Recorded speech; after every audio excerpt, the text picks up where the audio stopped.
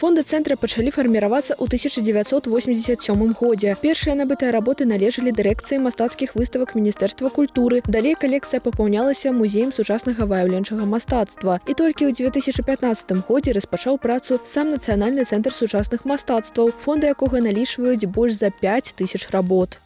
Наши фонды формируются не только на основных принципах, которые традиционно для всех музеев, это высокий художественный уровень, да, и высокий профессионализм, но кроме этого мы приобретали работы, которые показывают эволюцию развития, творческую эволюцию какого-то конкретного автора или даже какого-то художественного направления. Поэтому можно сказать, что наши работы, которые находятся в фонде учреждения, это и некий срез современного искусства Беларуси.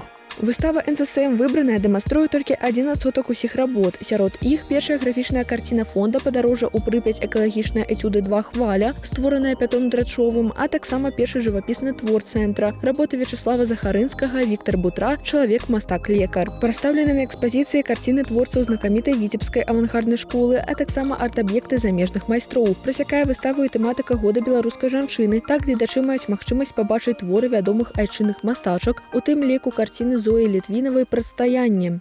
Зоя Литвинова, конечно, один из флагманов развития абстрактного белорусского искусства, развития новых художественных течений, которые развивались у нас в стране во второй половине 20 века. То есть это человек, который сейчас уже вошел в хрестоматию белорусского современного искусства. Побачыць работы з вялікай фондавай калекцыі Нацыянальнага цэнтра сучасных мастацтваў можна да 23 жніўня.